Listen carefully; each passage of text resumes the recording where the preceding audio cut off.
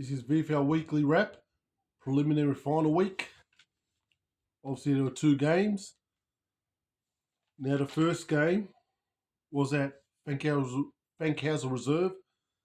Southport smashed Frankston by 88 points. 21-17, 143 to 8-7-55. Now for the Sharks, Hugh Dixon, back in form. He kicked 8 goals and took 9 marks. He kicked 8 straight.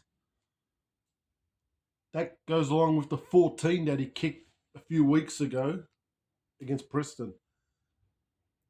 Josh Gore, he was off target. 2 goals, 6 behinds. Jacob Dawson, 36 possessions, 9 marks, 10 clearances. Zach Foote, 28 possessions, 15 marks and a goal. Max Pescued, 20 possessions, 12 marks, 3 goals. He's had a good year. For Frankston, Tom Blamures, 27 possessions, 8 marks. Jackson Voss, 25 possessions, 5 clearances. Now the Sharks had 108 more possessions, 32 more inside 50s, 12 more clearances, 60 more marks. Absolute belting up there on the Gold Coast. And that's the second year in a row that Southport have knocked Frankston out of the finals. They smashed them again, just like they did during the year. The head-to-head record, the Sharks still haven't lost to Frankston. 6-0, 5-0 at Fankhauser Reserve there. Southport, no surprises. They're into the big dance. This will be their third grand final in 4 years. As for Frankston, do you really... I don't know if I can class this season as a pass mark, because it's good. They got to a prelim. They won the final at Frankston the week before, last week. But they were only there in 4th spot because they had an easy run. Well, you just look at the fixture. They beat up on Port Melbourne twice, Preston twice, Coburg twice. It's not like they had a challenging draw, but they did well to get there. But against the real big teams, they were found wanting. Because 2 weeks ago, they were absolutely annihilated by Footscray by 80 points.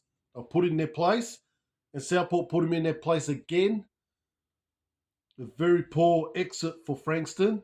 I'm not sure if they can improve on that.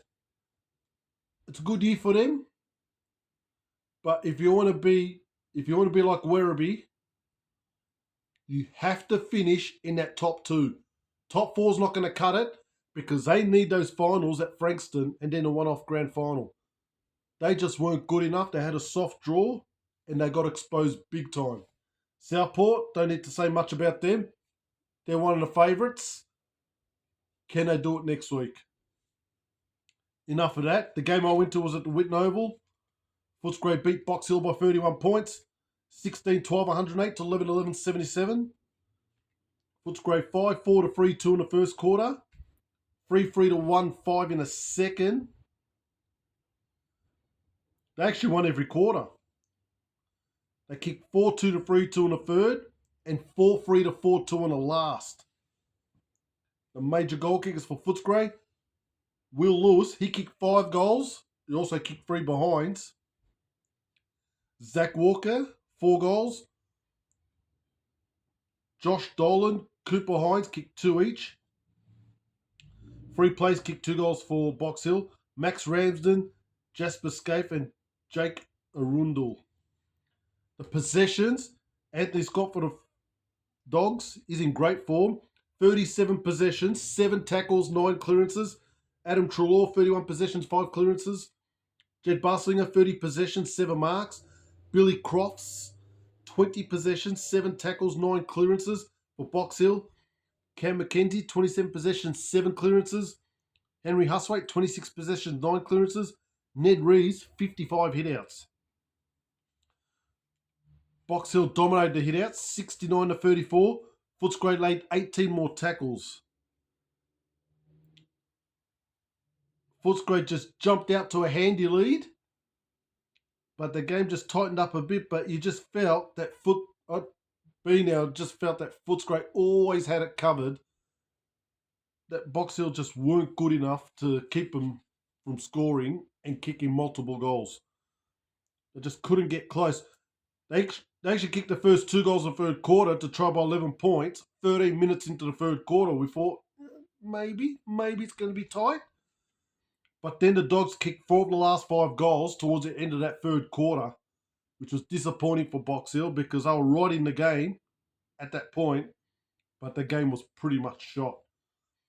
Footscray jumped out to a 49-point lead early in the last quarter, but Box Hill kicked the last 3 goals. Good weather, ground in great condition. Apparently there was 5,000 people there. Struggled to find a car park. Couldn't get it. Basically, struggled to get a spot. A lot of people there. Great atmosphere. It was a good game. Footscray were always going to get that game, to be honest. Because they beat them a few weeks ago as well. Now, the head-to-head record, Footscray lead Box Hill 7-6. I think they've won their last 3 against them. Footscray have won the last 13 games now. They are flying. Box Hill, bad way to end their season. They got themselves to blame. They lost their last 2 games of the season to surrender top spot. They were poor against Southport in the first week of the finals at home. They got out of jail last week against Brisbane at home at Box Hill City Oval. They were very lucky to win that. And this game, they weren't good enough.